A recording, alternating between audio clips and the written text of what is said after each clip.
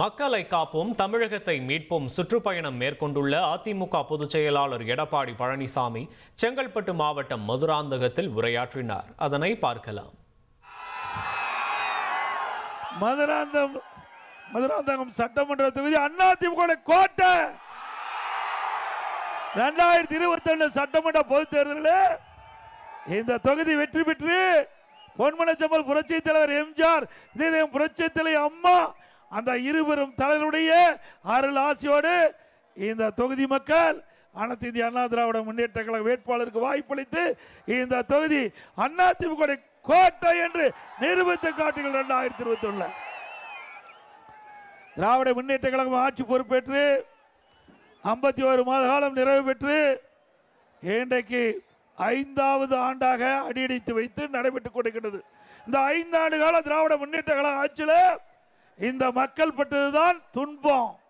இந்த ஆட்சியுடைய சாதனை மக்களுக்கு ஏற்பட்ட பிரச்சனை, துன்பம். இதுதான் இந்த ஆட்சியில் மக்கள் கேட்ட பலன். திராவிட முன்னேற்ற கழகம் ஆட்சிக்கு வந்த பிறகு விலைவாசி விண்ணை முட்டிக்கிட்ட அளவுக்கு உயர்ந்து விட்டது. அதை குறைப்பதற்கு இந்த அரசு எந்த நடவடிக்கை எடுக்கவில்லை. ஏழை எளிய ஒடுக்கப்பட்ட நசுக்கப்பட்ட கடை கோட்டில் இருக்கின்ற சாதாரண மக்கள் எல்லாம் இன்றைக்கு விலைவாசியால் கடுமையாக பாதிக்கப்பட்டிருக்கின்றார்கள்.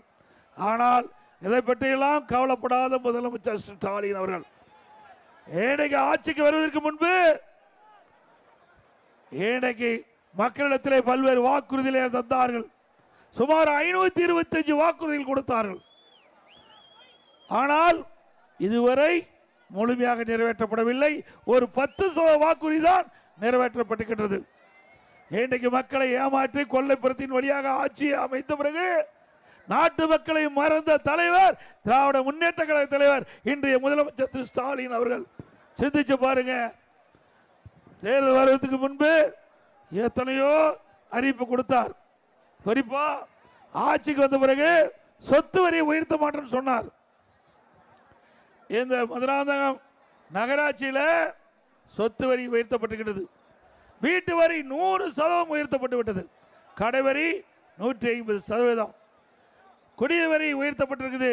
போதாததுக்கு குப்பைக்கு வரி போட்ட ஒரே அரசாங்கம் திமுக அரசாங்கம் தான். குப்பை கூட விட்டு வைக்கல. இப்படிப்பட்ட அரசாங்கம் தொடர வேண்டுமா? தொடர வேண்டுங்களா? இன்னைக்கு அரிசி விலை அதிமுக ஆட்சியில் இருந்ததை விட திராவிட முன்னேற்ற கழக ஆட்சியில் கூடுதலாக இன்னைக்கு விற்பனை ஆகுது. இதெல்லாம் நான் போய் புள்ளி உரத்தோட மளிகை கடையில் வாங்கிட்டு வந்த பட்டியல். ஏன்னா ஏழை மக்களை காப்பாற்றுகிற அரசு தான் உண்மையான அரசு. மக்களை காப்பாற்றுகிற அரசு தான் உண்மையான அரசு. கொடுக்கப்பட்ட வாக்குறுதியை நிறைவேற்றுகின்ற அரசு தான் உண்மையான அரசு. ஆனால் இன்றைக்கு திராவிட முன்னேற்ற கழக ஆட்சிக்கு வந்த பிறகு ஏழை மக்கள் கடுமையாக பாதிக்கப்பட்டிருக்கிறாங்க. விலைவாசி உயர்வால் பச்சரிசி சாப்பாட்டு அரிசி 1 கிலோ அதிமுக ஆட்சியில் 50 ரூபா, திமுக ஆட்சியில் 77 ரூபா, 27 ரூபா ஒரு கிலோவுக்கு விலை அதிகம். பொன்னி புழுங்கல் அரிசி 1 கிலோ அதிமுக ஆட்சியில் 50 ரூபா, திமுக ஆட்சியில் 72 ரூபா, 22 ரூபா ஒரு கிலோவுக்கு அதிகம். இட்லி புழுங்க அரிசி 1 கிலோ 30 ரூபா அதிமுக ஆட்சியில், திமுக ஆட்சியில் கிட்டத்தட்ட 48 ரூபா, நீங்கள் பார்த்தீங்கன்னா 18 ரூபா அதிகம். கடலெண்ணெய் 1 கிலோ 130 ரூபா அதிமுக ஆட்சியில், திமுக ஆட்சியில் 190 ரூபா ஒரு கிலோ. கடலெண்ணெய் 60 ரூபா திமுக ஆட்சியில் அதிகம். நல்லெண்ணெய் 1 கிலோ 250 அதிமுக ஆட்சி, திமுக ஆட்சியில் 400 ரூபா ஒரு கிலோவுக்கு 150 ரூபா உயர்ந்திருக்குது. துவரம்பருப்பு 1 கிலோ 74 ரூபா அதிமுக ஆட்சியில், திமுக ஆட்சியில் 130 ரூபா ஒரு கிலோவுக்கு 56 ரூபா அதிகம். உளுத்தம்பருப்பு 1 கிலோ 79 ரூபா, திமுக ஆட்சியில் 120 ரூபா 41 ரூபா அதிகம். இப்படி இவ்வளவு விலை உயர்ந்திருக்குது. ஆனால் இந்த ஆட்சியாளருக்கு இதை பற்றியெல்லாம் கவலை இல்லை. ஏன் எதற்காக சொல்றேன்னு சொன்னால், இன்றைக்கு நாட்டிலே ஏழை மக்கள் நடுத்தர மக்கள் தான் அதிகமாக இதனால் பாதிக்கப்படுறாங்க. ஆக அனைத்து இந்திய அண்ணா திராவிட முன்னேற்ற கழக அரசு கிட்ட பொழுது விலைவாசி வருகின்ற பொழுது அதற்கென்று விலை கட்டுப்பாட்டு நிதி என்ற ஒரு நிதியை ஒதுக்கி 100 கோடி ரூபாய் ஒதுக்கி இன்று உணவுப் பொருள் எங்கே விலை கம்மியாக இருக்குதோ அங்கே வாங்கிட்டு வந்து நம்முடைய கூட்டுறவுத்துறையின் மூலமாக இங்கே விற்பனை செய்து விலையை உயராமல் பார்த்து கொண்ட அரசாங்கம் அதிமுக அரசாங்கம். கட்டுமான பொருள் இன்னைக்கு பார்த்தீங்கன்னா வீடு கட்டுறாங்க, ஏழை மக்கள் நடுத்தர மக்கள் வீடு கட்டுறாங்க. இன்னைக்கு கனவுல தான் வீடு கட்டிக்கணும். ஒரு யூனிட் எம்சாண்ட் அண்ணா திமுக ஆட்சியில் 3000 ரூபா, திமுக ஆட்சியில் 5500 ரூபா. ஒரு யூனிட் ஜல்லி அண்ணா திமுக ஆட்சியில் 2000 ரூபா, திமுக ஆட்சியில் 4500 ரூபா. ஒரு மூட்டை சிமெண்ட் அண்ணா திமுக ஆட்சியில் வெளி மார்க்கெட்டில் 240 ரூபா, திமுக ஆட்சியில் வெளி மார்க்கெட்டில் 350 ரூபா. ஒரு செங்கல் அண்ணா திமுக ஆட்சியில் 6 ரூபா, திமுக ஆட்சியில் 10 ரூபா. மரம் 200% ஏறி போச்சு. திமுக ஆட்சியில் ஒரு டன் கம்பி அண்ணா திமுக ஆட்சியில் 40,000, திமுக ஆட்சியில் 70,000. ஆக இவ்வளவு விலை உயர்ந்தா எப்படி நடுத்தர மக்கள் ஏழை மக்கள் வீடு கட்ட முடியும்? இதையெல்லாம் கட்டுப்படுத்துவதற்கு இந்த அரசாங்கம் முன் வரல. ஏன்னா எல்லா இடத்துலையும் கமிஷன் கிடைக்குது. கமிஷனை தான் இவர்கள் எதிர்நோக்கி காத்துக்கிட்டு இருந்த கமிஷனை வாங்கிட்டு அரசு தேவையா? சொல்லுங்க, நீங்க தான் சொல்ல வேணும். நீங்க தான் அரசாங்கம் தேர்ந்தெடுக்கிறவங்க.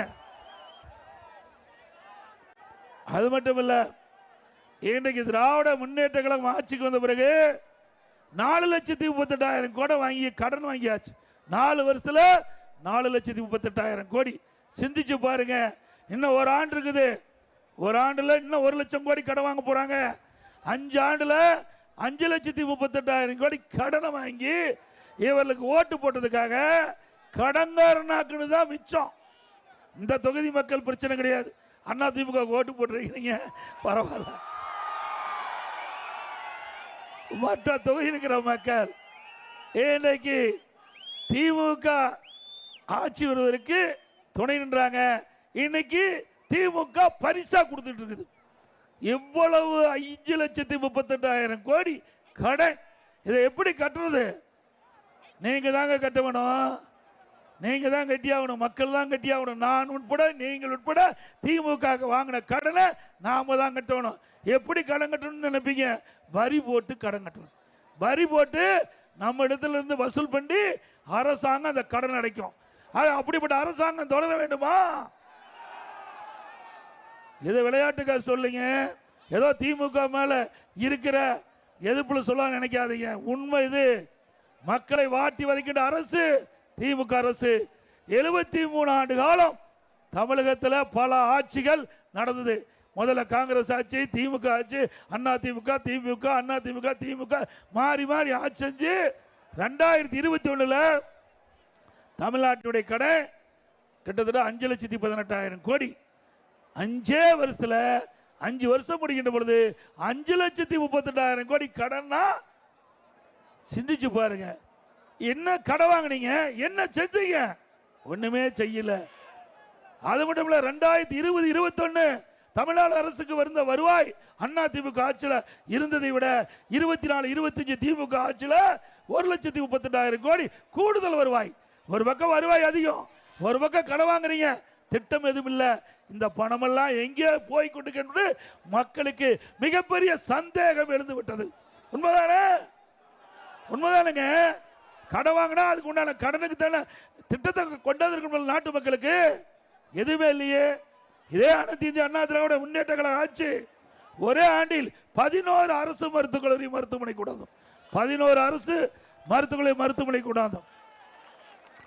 அது மட்டும் இல்ல, 6 மாவட்டம் பிரிச்சு கொடுத்தங்க.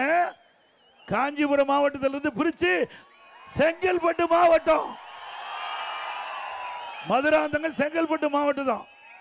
இப்படி தமிழ்நாடு முழுவதும் 6 மாவட்டத்தை பிரிச்சு இன்றைக்கு நிர்வாகம் செம்மையா இருக்க வேணும். மக்களுக்கு எளிதா எல்லா திட்டங்களும் நிறைவேற வேண்டும், எல்லா சான்றுகளும் கிடைக்க வேண்டும், அடிப்படை வசதிகள் முழுவதையும் நிறைவேற்ற வேண்டும். அடிப்படையில் மாவட்டத்தை பிரிச்சு கொடுத்தோம். ஒரு மாவட்டத்தை இந்த ஆட்சியாளர்கள் பிரிக்க முடிஞ்சுதா? கொடுக்க முடிஞ்சுதா? ஒரு மருத்துவக் கல்லூரி கொண்டாட முடிஞ்சுதா?